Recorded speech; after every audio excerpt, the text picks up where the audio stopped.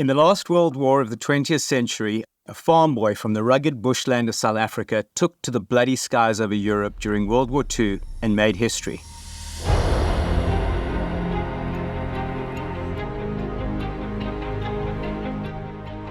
Embraced as a hero and one of the few by the embattled island of Britain and its king, but considered a traitor by many in his own country.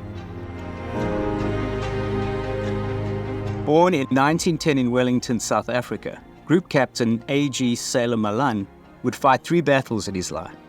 One would end in victory over Germany. It became known as Sailors' Day. On the 11th of August, at the height of the Battle of Britain, 74 Squadron destroyed 23 enemy aircraft.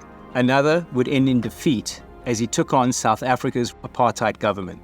One of the reasons they might not have arrested him was that by 1959, he was still very outspoken against apartheid, but it was also clear that he was seriously ill. The third would end in death as a result of Parkinson's disease. And I was relieved when he died because he was so helpless and so frustrated with this disease. Cutting short a full, promising, yet humble life. This journey to discover Malan started 22 years ago. It is a journey that led me to research across South Africa and the UK, to piece together the story using original interviews with family, friends and fellow pilots, archival newsreels and sound clips, experts in a variety of fields, and drawing on combat reports, newspaper articles and books. Let us take a peep inside Europe today. Near Berlin, a film is being made based on the life of Kruger and the Boer War. In the immediate years after the war, you have extreme antagonism between Afrikaners and English. We got him arriving in New York, and it describes him then at the age of 16 as 5'6". And I think the police officer in me kind of went, I want to get to the bottom of this. This 6-episode series paints a compelling picture of the remarkable life of this, in all other respects, unremarkable ordinary man. One of Sailor Malan's 10 rules for air fighting was to always turn and face the attack. For him, this was not only true in a dogfight, it was true whenever injustice or adversity confronted you in life. Hard on his men, hard on himself, Malan took on the mantle of fighter pilot and all the aggression and determination it required. You've been described as perhaps the greatest fighter ace of all. The night that I was born, I'm told that my dad shot 2 planes out of the sky. Sitting in a script, I was not sitting in a high-powered sports car, which has been built around you. In thankful remembrance of the pilots of this sector, who, by their sacrifice, helped to win a great victory. He was referred to as the King of the Few in newspapers in the United Kingdom following his death, a term that would have sat uncomfortably with him, given what we know about the man. A humility and sense of principle, an ordinary man so familiar to many, but through various stages of his life, the outsider. He would be denied a military funeral in his home country, be vilified by his own government for his opposition to them. The Torch Commando headquarters in Johannesburg were kept very busy organizing the nationwide protest against South Africa's government. Do you still disagree with the present South African government's racial policies? I disagree with the racial policies, yes. I spoke to a lady who said, you know, Jonathan, I used to hate your father and everything he stood for. And still only be acknowledged in South Africa almost 3 decades after apartheid had come to an end and 60 years after his death. He wanted to show me that bugger this Parkinson's disease, he could still do what he had to do. And I knew that I would never see him again. And I never did. Face the Attack, The 3 Battles of Sailor Malan uses the terms and language of the times in which the events took place, which some may find offensive or difficult to hear.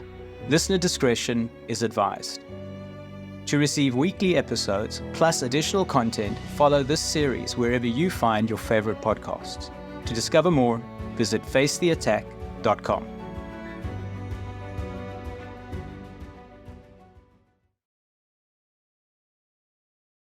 Aviation has always held something mystical for me.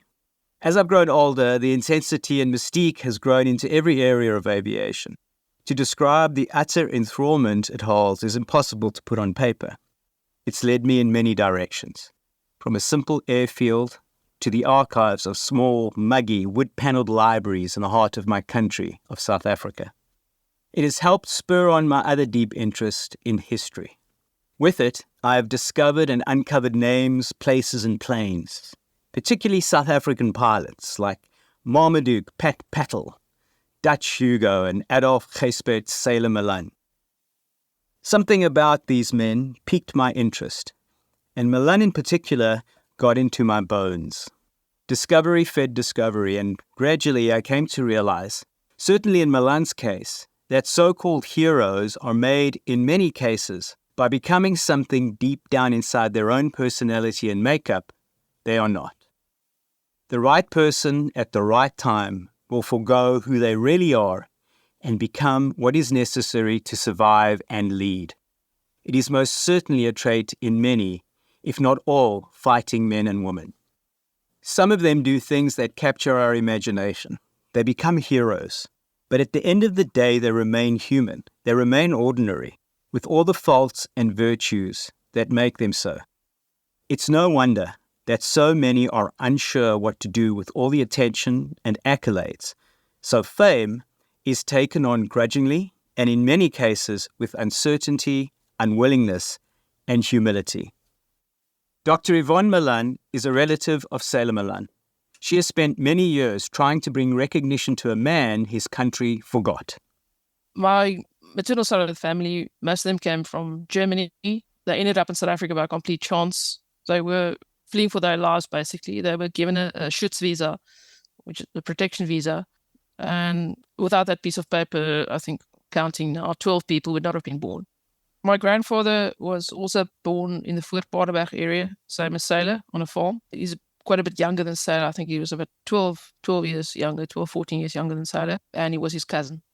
So I was always kind of aware of him growing up, and as I kind of reached high school, became more aware of his role in the Torch Commando, which is very much forgotten part of South African history.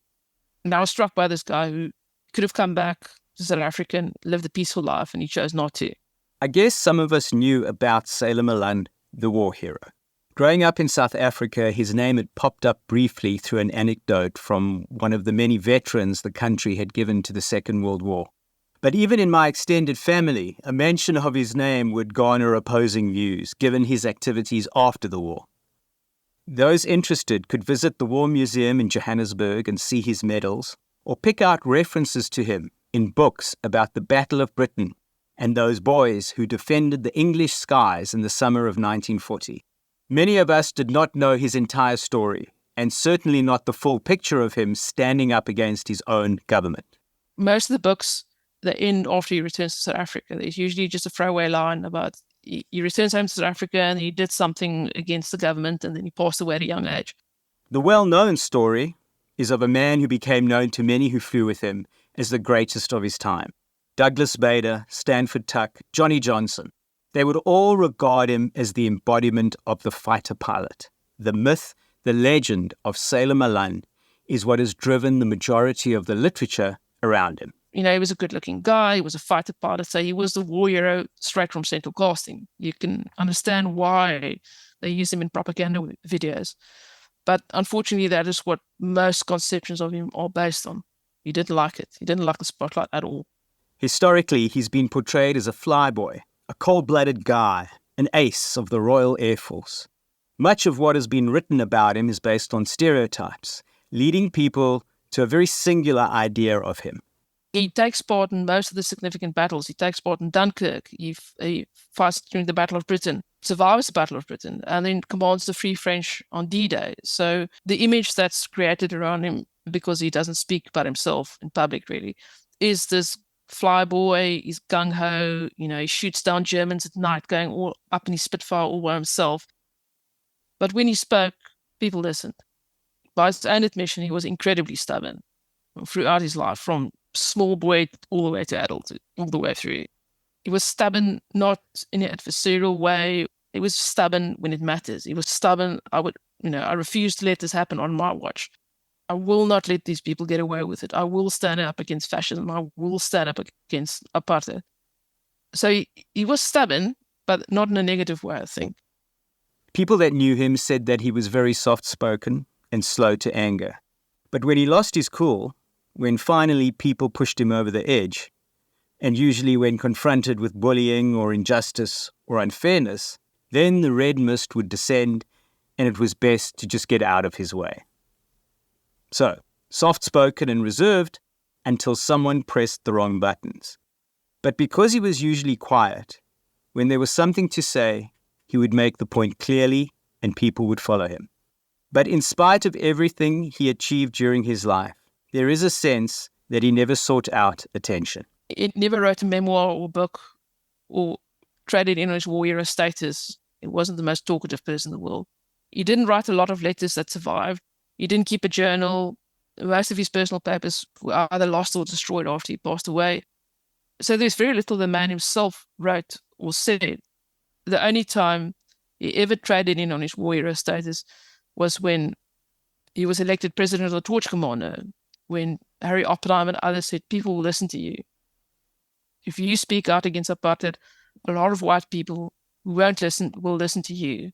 So he was willing to use his war hero status to speak out against injustice at great cost and potential threat to himself. But he wasn't willing to trade on it in any other way whatsoever. This unassuming, quiet man would learn to become hard and clinical. He would become the kind of person that war demands. The men he led would come to see him as uncompromising and severely focused, something that helped keep many of them alive during the violent days that would engulf them.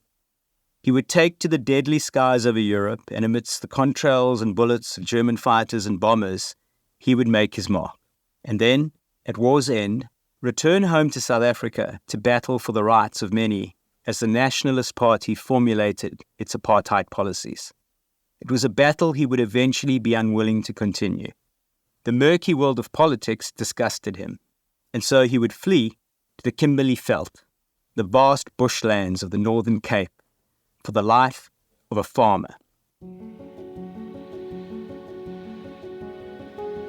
Adolph Gysbert Malan was born in South Africa's Western Cape in 1910 and was forced to leave home at the age of 13, as the family was faced with harsh economic difficulties.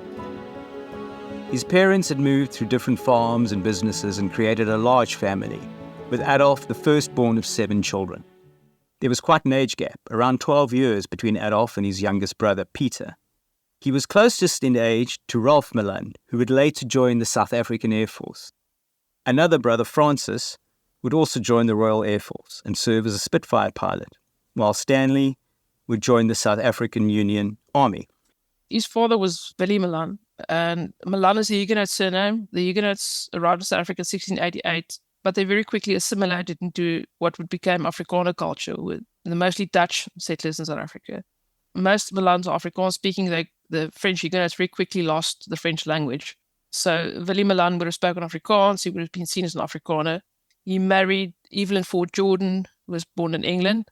The original use of the word Afrikaner in Dutch meant one who is from Africa, and in the early years it referred to someone who was not white.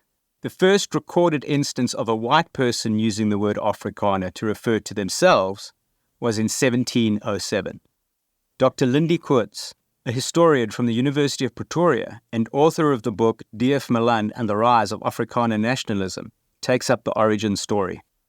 Through the late 19th century, you saw slowly but surely that the white community in the Western Cape began referring to themselves as Afrikaners with a D. And in the northern parts of the country, the Old Transvaal and the Free State, but especially the Transvaal, would refer to themselves as Boers. So in the early 20th century, Afrikaner still referred to someone from the Western Cape.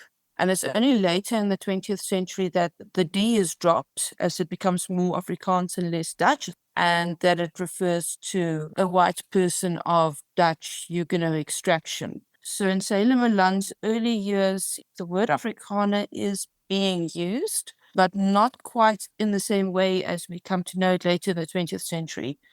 Malan's Afrikaner English heritage would have an influence throughout his life. The antagonism and animosity that existed between these two cultures would be one of the most defining impacts on South Africa's history. Initially, you had your antipathy between the Boers and the British, because the Boer War played out in the northern part of the country. But then Boers all became part of this blanket umbrella term Afrikaners. And the animosity later was not always or so much directed towards the British and the British Empire, but towards the English-speaking population in South Africa. The roots of the antagonism lie in the Dutch settlers' original move from the British-occupied Western Cape into the interior of the country. They established two republics, the Transvaal and the Orange Free State. And at first they think they'll be left alone by the British, but very quickly the British interfere.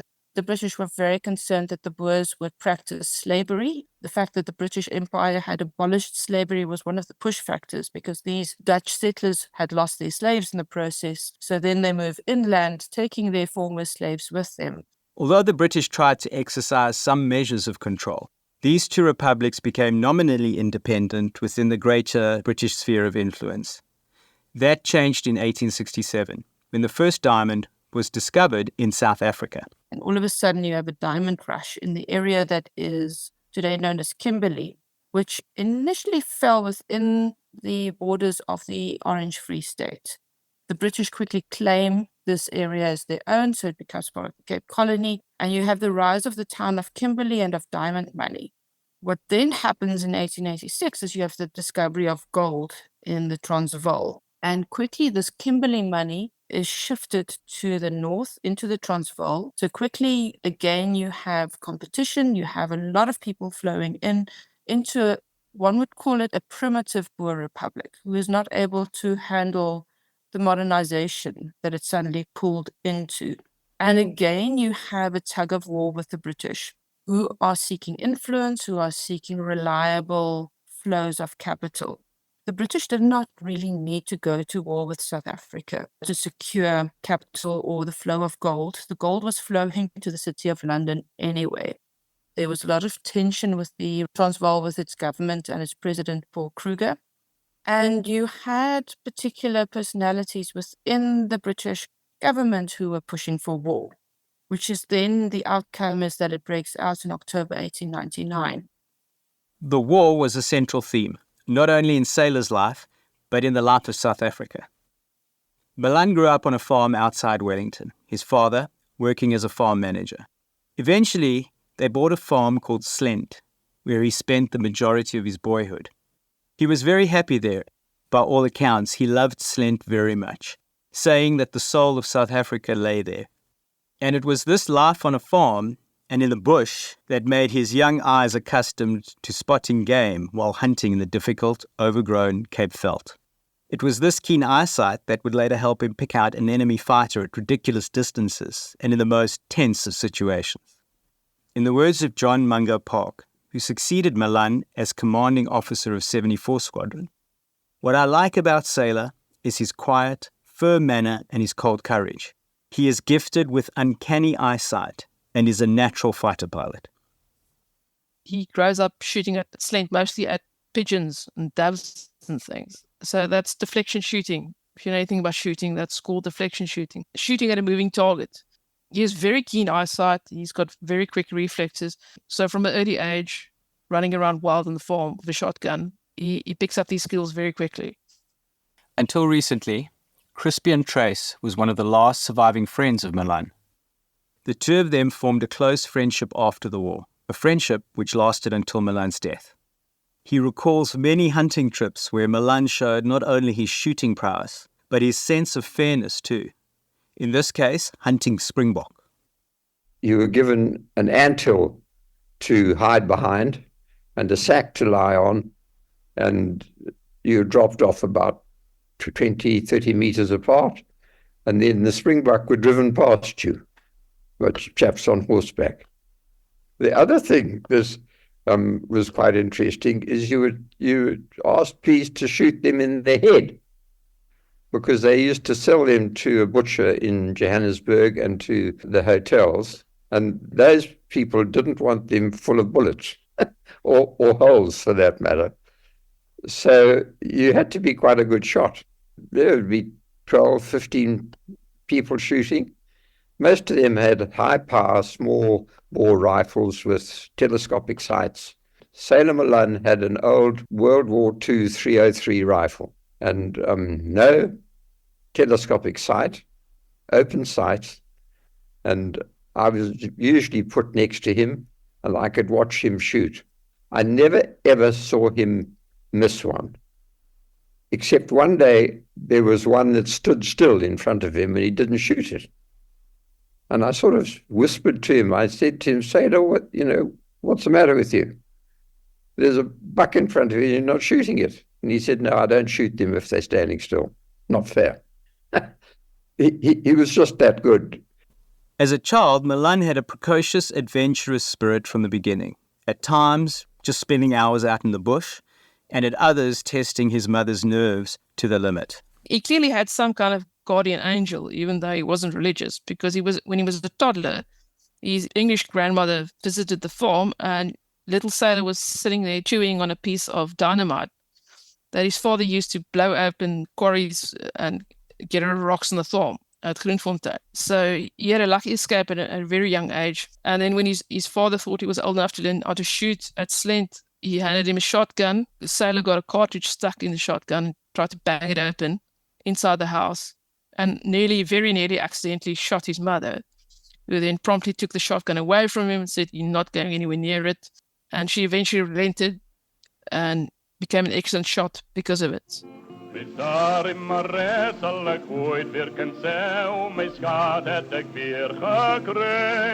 His father had been injured in the Boer War, and the family had been exposed to the friction between the English and Afrikaans-speaking cultures caused by the war.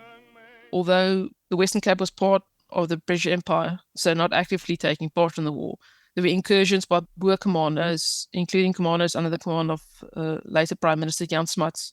In one of the incidents, Willie Malan, Sailor's father, encountered one of these commandos, and there was a shootout, and he was wounded. He was injured in his leg, and that caused medical and health issues for the rest of his life. Bring mij terug naar die oude Transvaal, daar waar mijn Sarre woont. Daar onder in die mil is bij de groendoornboom, daar woont mijn Sarre maar in. It's considered the first modern war. So trenches were used during this war, concentration camps were used, and the worst was the deprivation of the scorched earth policy, in which the British decide to burn down Boer farms in order to cut off Boer supply. In the process, then, Boer women and children are taken into what was called refugee camps, but these camps are so badly run and so poorly provisioned that the inhabitants are soon starving and disease break out. The result is more than 27,000 women and children dying in the camps. And if you consider how small this population was, this was a big demographic knock, but also extremely traumatic for the Boer population. What is often forgotten and what historians today emphasize is it was not only a white war. The Black African population was also drawn into this war, and you also had Black concentration camps and Black combatants on both sides. The result was that the Boers were finally forced to surrender by May 1902. Historians would later claim that they lost the war, but they won the peace. The Treaty of Vereniging, which was signed very quickly, enabled them to regain political power. But even though they might have won the peace, the animosity remained. The trauma of the war remained, and especially the trauma of the concentration camps. The Boer Wars had a long-lasting effect on the Afrikaner people, a dislike and, in extreme cases, a hatred for those with English heritage. So in the immediate years after the war, you have extreme antagonism between Afrikaners and English, precisely because of the trauma, mostly of the scorched earth policy and the concentration camps, and in the northern parts of the country, intense animosity for the loss of independence. So in the northern parts of the country, you have a lingering Republican tradition that only felt that it would be satisfied once the republics are restored. In the northern parts of the country, Afrikaners then lose their political rights initially, but by 1907, you have the restoration of their franchise. The colonies are given nominal self-rule, and quickly you see that ethnic Afrikaner political parties establish themselves, which stand in direct opposition to English political parties. And that typifies much of 20th century South African politics, that you have the English concentrated in their political parties and the Afrikaners in their own parties. So you always have an ethnic dimension to white politics in South Africa. And there are these constant attempts at remedying that, of establishing a South African identity as a blanket identity that goes wider than Afrikaners and English, that includes both. And that is an uphill battle in the face of Afrikaner nationalism and in the face of anger and animosity as a result of the Boer War. After the war, South Africa consists of 4 British colonies. The Transvaal Republic has now become the Transvaal Colony. The Orange Free State has become the Orange River Colony. And then you have the Natal Colony and the Cape Colony, each with their own political parties. And very often, these parties are split along ethnic lines. But in 1910, South Africa becomes a union. So the 4 colonies are joined together in a single territory.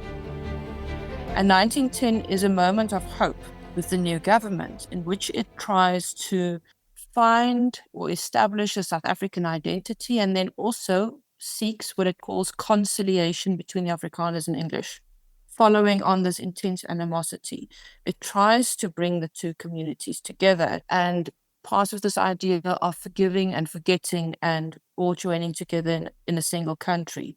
And that policy of conciliation lasts exactly 2 years before Afrikaner nationalists split away to form more of their own parties. And in the Cape, their parties came together into the South Africa Party. And the South African Party was meant to bring all Afrikaners together. But then very quickly, the idea was that the South African Party should also include the English, that this becomes the party of unity and conciliation. Afrikaner nationalists within this party, and their leader is JBM Hertzog, cannot abide by this idea of conciliation. They call it empty, and they cannot abide by the idea of forgiving and forgetting. And they split off from the South African Party within 2 years. So by early 1914, following a drawn-out political process, the National Party is established. And the National Party then represents the interests of Afrikaners exclusively. And you constantly see the party that's left behind, the party of Louis Botha and Jan Smuts, still trying to draw Afrikaners and English together as long as it was still in existence. But that attempt at bringing the two groups together under the umbrella of a single party was very fraught within the South African landscape. Because Saylor's family in the Cape Colony were mostly pro-British, they didn't have this animosity, which made them different to other Afrikaner families. He does not grow up with animosity towards other people, or English-speaking South Africans, or the British Empire. Obviously, there's this 1910s, 20s South Africa. It's all white kids in the school, but they're segregated according to Afrikaans and English. That's where he encounters being segregated according to language in classes. He obviously grew up speaking both Afrikaans and English, and he doesn't understand why he would beat up someone simply because they speak a different language. This cultural challenge was just one of the many that the young Malan would face. The reality was his family was incredibly poor. He was one of 7 siblings. His father at that stage really worked because he had, apart from physical issues, he had a complete mental breakdown when they left Slane. So his mother was in charge of keeping the family afloat. With the family situation becoming even more desperate, the 13-year-old Malan was forced to leave home. The harsh reality was there wasn't enough money, and having one less mouth to feed was obviously a better option for them. And that's why he was sent to Simonstown to join the Botha training ship. He was actually too young to go. He's 13 years old. He's the smallest cadet. Because of his youth, he picked up the nickname Angel Face, which made him a target for bullies. In photos of him on the General Botha training ship, he's always in the front row. Crispian Trace remembers the first time he saw an image of his friend as a young boy.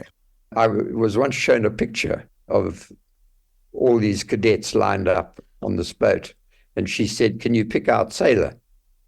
And I just looked at them, and there was one very small boy in the line, and I said, that's him. And I had a good look at him, and that was him all right. He didn't change much in things, but he was a very small boy. And she laughed, and she said, you're dead right, that was him. He was the smallest, the youngest, Afrikaans-speaking, and far away from home. He wasn't one of those boys who could go home over the weekends, so he was left to his own devices in a fairly harsh environment in Simonstown.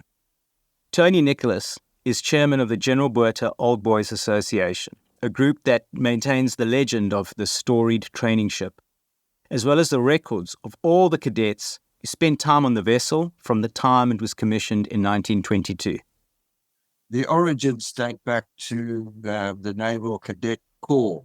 They were using temporary premises for these kids to be trained and parade and whatever in the city of Cape Town. And at some stage, the city asked them to leave the premises because they wanted to use it for a different purpose. So there was obviously much to do with them finding a suitable premises somewhere for them to train. Our benefactor, TBF Davis, was originally from the Channel Islands, and he was a very successful businessman here in Durban, South Africa. And he was on a passenger ship en route from Durban to the UK. And on the stopover in Cape Town, he heard about this dilemma and immediately offered to buy a ship for them so that they would actually have a real ship for them to train on. In 1920, Davis went to the UK and bought a decommissioned Royal Navy ship, a 4,050-ton cruiser that was named HMS Thames. The intention was that the ship would be used exclusively for training of Navy League cadets. But once the ship arrived, it was soon realized it would be uneconomical to only use it for training at weekends. So TBF Davis donated the ship to the government of South Africa, and a training ship for the Merchant Navy was set up as a result. The prefix SATS stands for South African Training Ship. She was named after General Louis Botha, who was highly respected by TBF Davis. Training was 2 years on board for these youngsters, was school for them, so they could come in with probably a grade 8 and spend 2 years and qualify for their junior certificate back in those days. Besides the school, of course, there was marine subjects, seamanship, navigation, rope work, boat work. They did extensive boat work, kept these kids very busy out there in the wild seas of False Bay in winter and summer. When World War II broke out in 1939, many of those youngsters joined the armed forces, predominantly the Royal Navy, but they went everywhere. 1942, the captain of the General Botha remarked that of the 1,000-odd cadets that had already trained on the General Botha at that stage, there was more than 800 of them serving in the armed forces in 1942. The government of the day dictated that 50% of the intake had to be Afrikaans-speaking boys and 50% English-speaking boys. That actually never materialized, because the Afrikaans boys were not really attracted towards a career at sea. So there were some, but they could never meet that 50% criteria. It also dictated white boys only. The first intake of 55 cadets marched up the gangway and onto the ship on the 15th of March 1922, and the official christening of the ship took place on the 1st of April. We can gain a fascinating insight into the aptitude of the young Malan from the entries in the ship's ledgers, weighty tomes that Tony takes great care to maintain. The ledgers of a record of every cadet who passed through the ship in these big ledgers dates right back to when the first cadets applied in 1921. There's 2 abbreviations that are used in those books to this very day. One is DG for very good, and the other one is DR, declined report. So you dare not get a DR, because then you certainly won't get employed again. Adolph Gysbert Malan, a.k.a. Sailor Malan, joined the South African training ship General Botha, 15th of February 1924, age 13. His father was Willem Adolph Malan. His final address in the record book was Riverside, Golden Valley. Cape Province. And interestingly enough, Malan's bursary was sponsored by TBF Davis. He completed his 2-year term, and that would have been December 1925. He was too young, still being aged 15, too young to be employed at sea. So he came back in January, February the following year, in 1926, and spent a further 6 months on board and did the mid-year term exam. He was one of 110 kids on board. He seemed to have been, dare I say, unremarkable.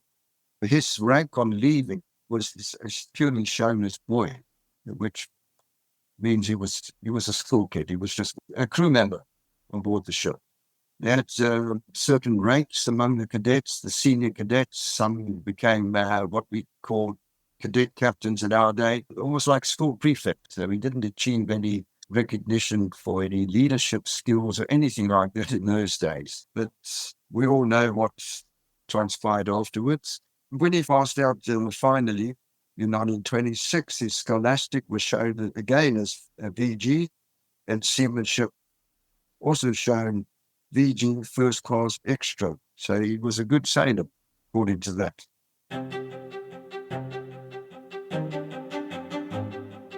Malan's time on board the General Botha radically changed the trajectory of his life. As Yvonne Malan highlighted in her 2023 memorial lecture, Sailor was the firstborn son of a farming family. If his father had managed to keep his land, he most probably would have inherited the farm. He would have become a farmer, and he might not have joined the Royal Air Force. During Malan's time as a cadet, he also learned practical skills that would help him in his later life. And from a very early age, he had a very keen sense of justice and fairness. He was exposed to hazing and bullying and arbitrary harsh discipline, and it solidified a fierce sense of justice. With the promise of travel, he endured the harsh, archaic life of a young cadet. He would remember well the discipline and regimented life of a sailor, something that would help him in his years as an RAF officer. After graduating from the General Botha, he joined the Union Castle Line and would spend 10 or so years at sea, visiting New York, Rotterdam, London, and many other cities, serving on as many as 9 different ships on a regular basis. Dr. Helen Doe is a historian affiliated to the University of Exeter. The daughter of well-known Battle of Britain pilot Bob Doe, she wrote his biography, and later that of fellow pilot and fighter ace Stanford Tuck. But her primary focus is maritime history. As such, she offers some fascinating insights about Malan's time with the Merchant Navy. He joins the Union Castle Line at the age of 16. The Union Castle Line would take passengers heading up the East Coast through the Suez Canal, Mediterranean to the UK, and then would often go from there across to New York, sometimes Montreal, and then come back down to Cape Town. 1927, he's on the Sandown Castle. He's a cadet. It was built in 1921, so it's not it's still a relatively new ship that he's on. Now, as a cadet, he is the most junior person in the whole ship, there to learn and take his way up. And he's the most junior person in a crew of 60, and many of them are highly experienced merchant marine men.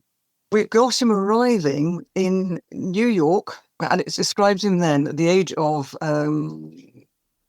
16 as 5'6". So it's still growing, still a. The next time I find him is on something called the Ripley Castle, and that has a slightly larger crew, 69. And if we fast forward to December 1930, where he's arriving in New York, he's aged 20, he's grown a bit, he's now 5'10", and he's described as having a scar on his left cheek. But he's also moved up from cadet. He's now a 3rd officer. You spend time cadet doing simple, tough, repetitive, boring work. If you can survive that, survive the environment, survive the seasickness, then what he's got is the possibility of a very good career, which is no doubt what attracted him to it. The one immediately above him, the 2nd officer, is aged 26 and has had 12 years service and has only just got to 2nd officer. Whereas the first mate, kind of just before captain, he's had 18 years. So it's slow stuff.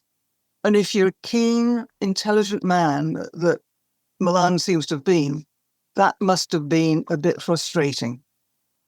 In 1932, he also joined the Royal Naval Reserve and reached the rank of sub-lieutenant. Ironically, he would be in New York when a ticker tape parade was held for Charles Lindbergh to celebrate his famous flight. While on visits to New York, he would socialize with many other sailors from the British merchant fleet at the British Apprentice Club. But he realizes he can't stay in the merchant navy for two reasons. He's always traveling, and he hasn't really had a home since he was 13 years old. He doesn't like the fact that the officers are treated very differently. They eat first and have better accommodation, all the rest of it. It clashes with his character and his worldview.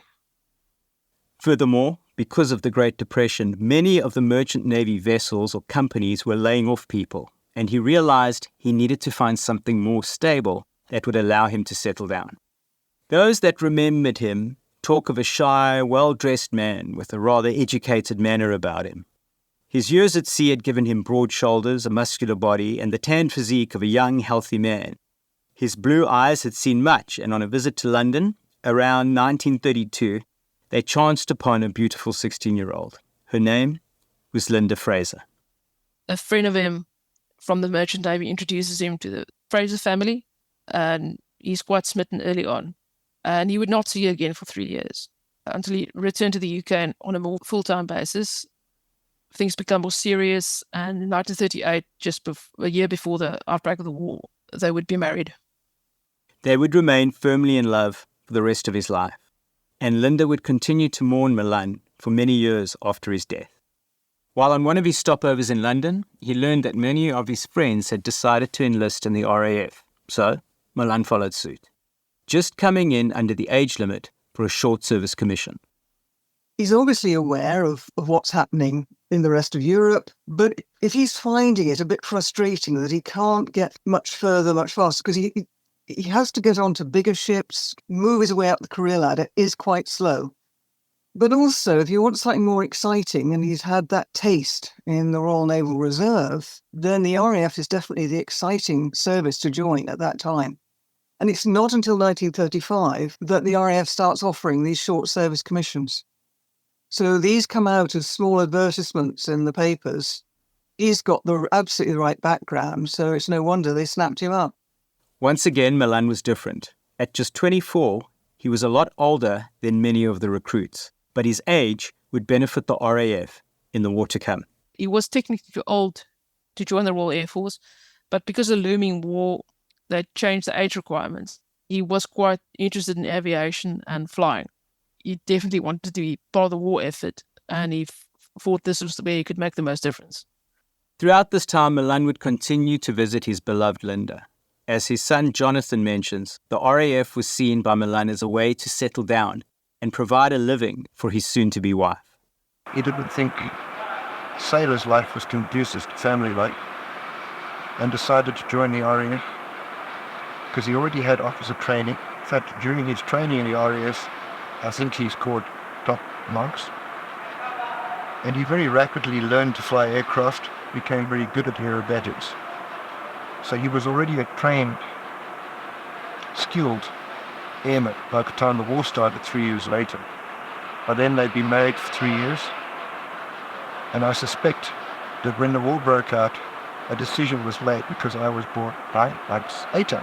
Some decided not to have children. Others decided, probably persuaded by the mothers, look, if you get killed at least, we'd have a child. I don't know what went on, but I don't think it's a coincidence I was born 9 months later.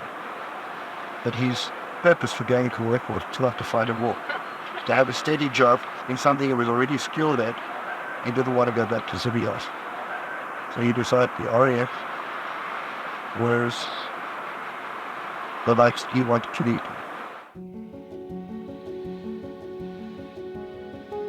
This was a seminal moment in Malan's life. He had spent so many years abroad that the RAF seemed like a natural fit, especially after his experience with the Royal Navy Reserve.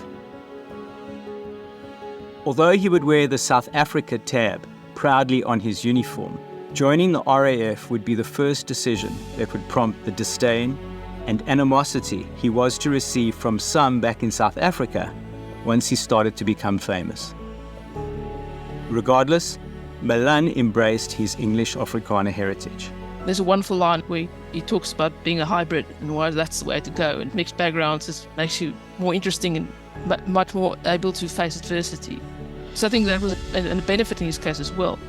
So he says coming from a mixed background is a benefit. It's not something that should be held against you. It's not a weakness. It makes you stronger. It'd be fair to say he was one of the first people to see himself as South African first and Afrikaner, and with British heritage secondly. The South African had now joined the RAF, and before he would face the first of 3 battles in his life, he would be involved in one of the most controversial events of the war.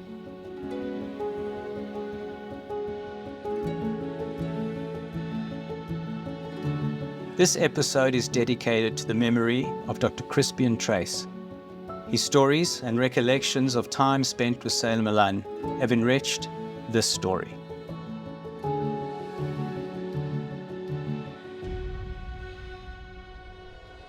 Coming up on episode 2 of Face the Attack, the 3 battles of Sailor Malan.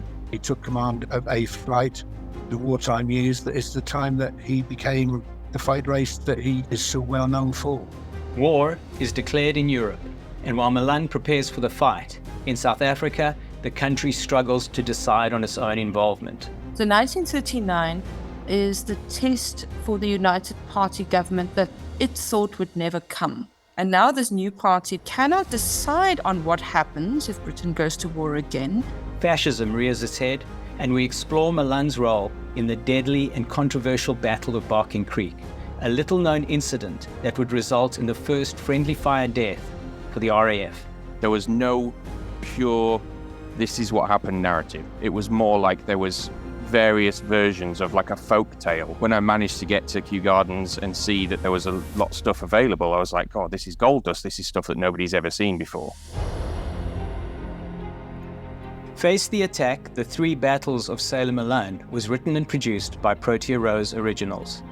To receive weekly episodes, plus additional content, follow this series wherever you find your favorite podcasts.